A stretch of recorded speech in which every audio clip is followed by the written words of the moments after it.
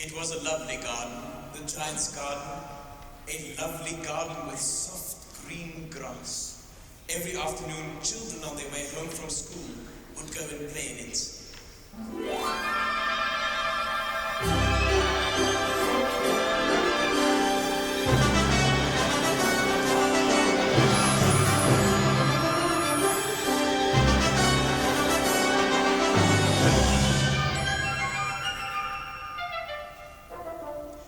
Birds crowded the trees like rowdy tenants, yet sang so sweetly that the children stopped their games in order to listen to them. Peace reigned, contentment its companion. Joy, warm as a kitten and as light as dandelion, filled the giant's garden from corner to corner, causing the children to say, "How happy we are here! Happy, happy, happy, happy, happy."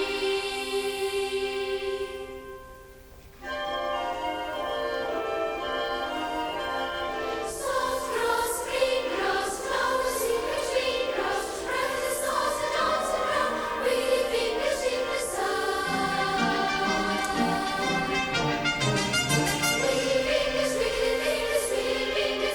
catch the wind, touch the sky, cross my heart, my heart, my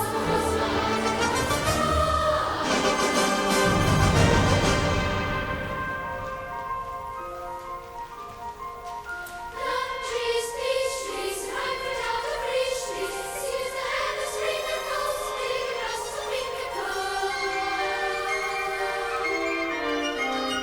Delicate blossoms, delicate blossoms, delicate blossoms, drink the dew, happy cares, lost but lost but lost but lost but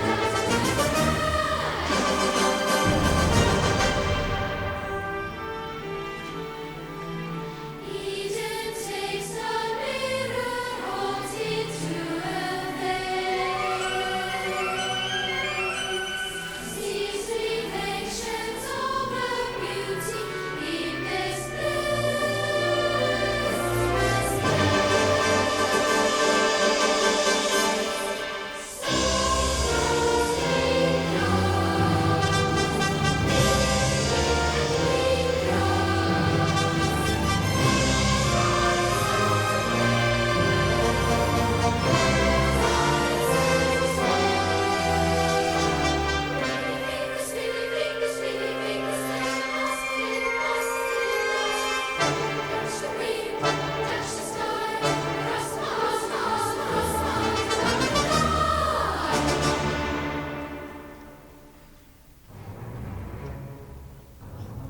One day, the giant returned to his castle.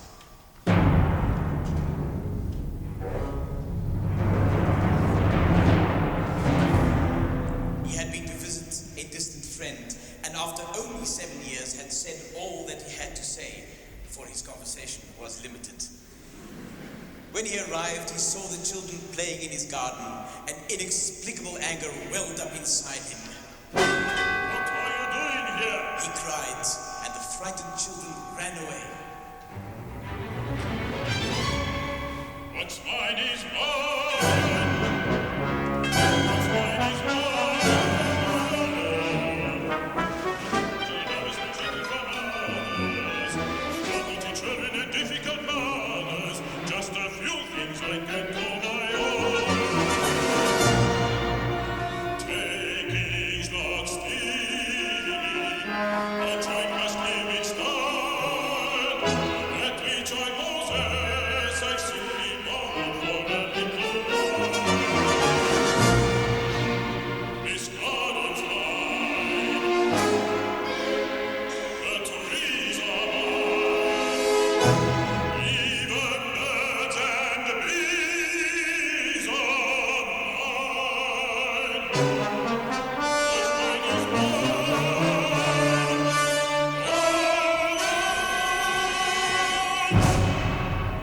Immediately, he set about building a high wall round the garden and put up a notice board bearing the words, "Trespassers will be prosecuted."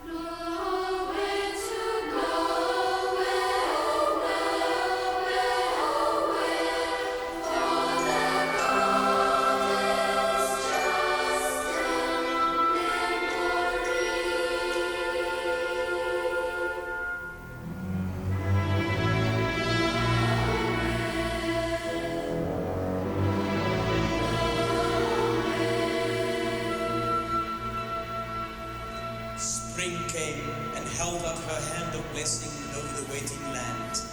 As if by magic, little blossoms and little birds appeared everywhere. Everywhere but the garden of the selfish giants, for there it remained winter. I cannot understand why the spring is so late in coming, said the giant. Surely she will soon be here. But the spring never came, nor the summer, nor even the autumn.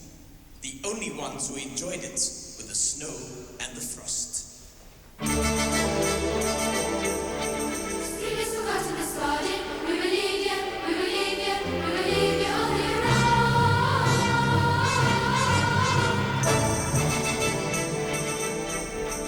Cover the trees with a white coat and a blanket, silver blanket, silver blanket over the ground.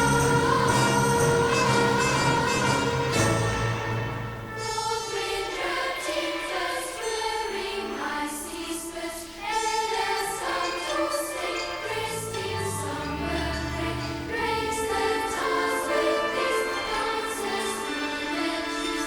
In the snow and frost, paradise is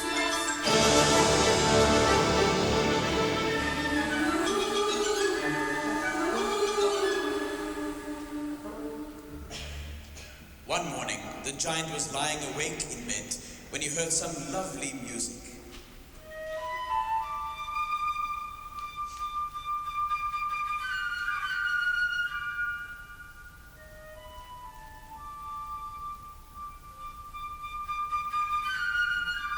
It was only a little bird singing outside his window, but it was so long since he had heard any singing in his garden that it seemed to him to be the most beautiful music in all the world.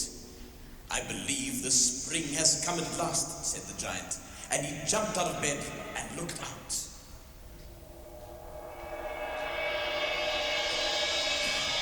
A most wonderful sight met his eyes. Through a little hole in the wall, the children had crept in and were sitting in the branches of the trees. In every tree that he could see, there was a little child. The trees were so delighted to have the children back again that they waved their arms gently to and fro and covered themselves with blossoms.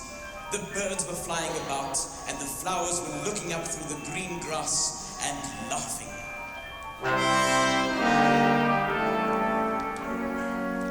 Only in the farthest corner it was still winter. A little boy, so small that he could not reach up to the branches of the snow-covered tree, was wandering all around it, crying bitterly, and the giant's heart melted as he looked out. How selfish I have been. Now I know why the spring would not come again.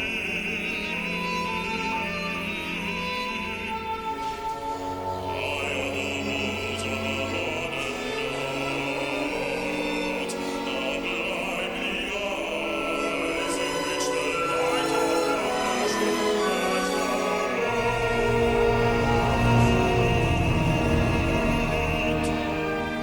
What poverty there is in giving and taking, without the blessing of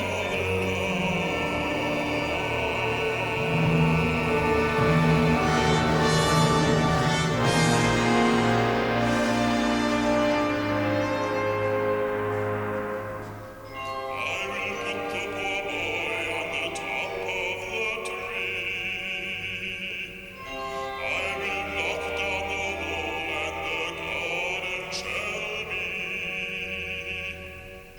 a playground forever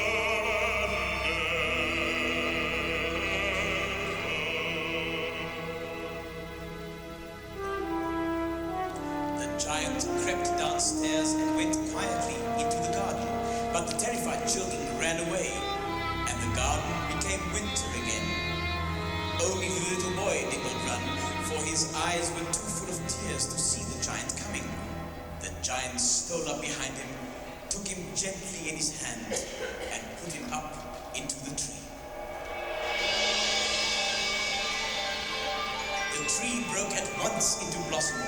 Birds came and sang on it, and the little boy stretched out both his arms, flung them round the giant's neck, and kissed him. And when the other children saw that the giant was not wicked any longer, they came running back, and with them came the spring.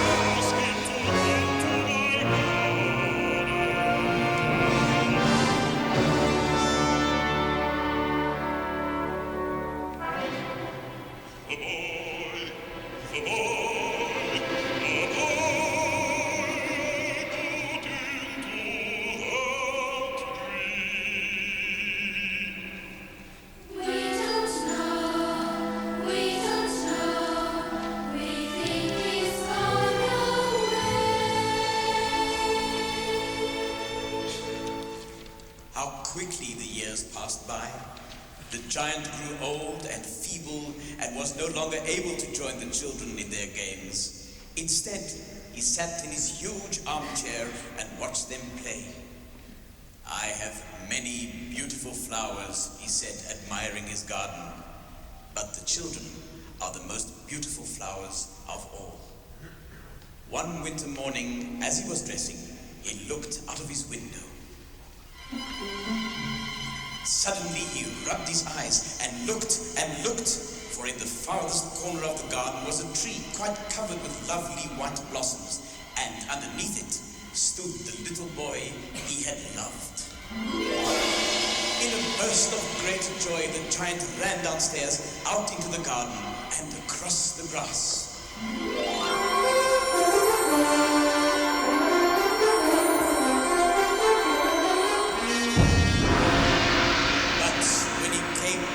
Close to the child, his face grew red with anger, and he said,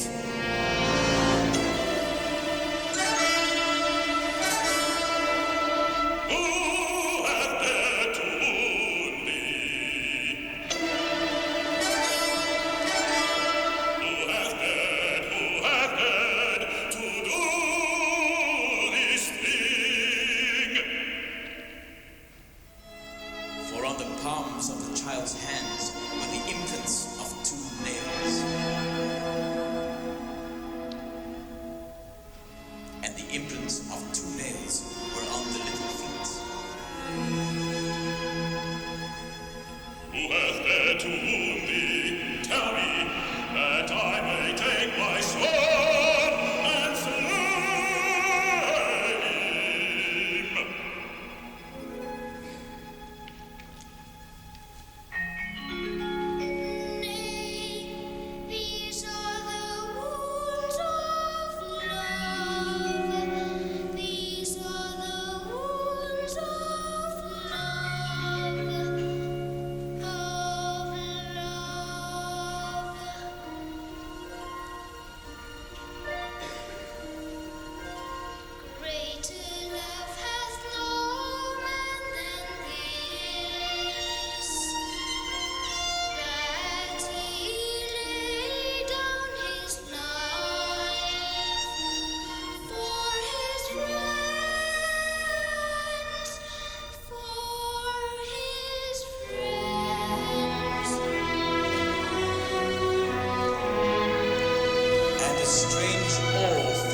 giant, and he knelt before the little child.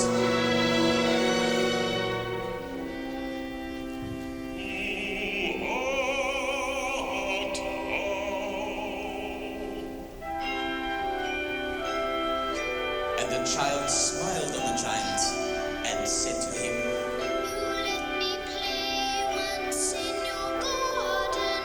Today you shall come with me to my garden, which is paradise.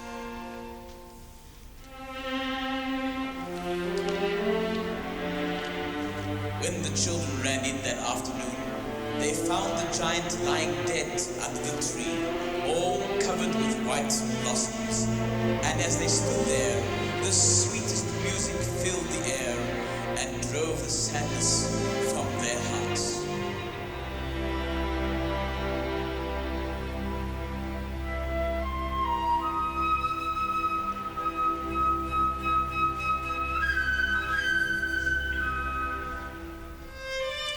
It was only a little bird singing in the tree above them, but it seemed to them to be the most beautiful music in all the world.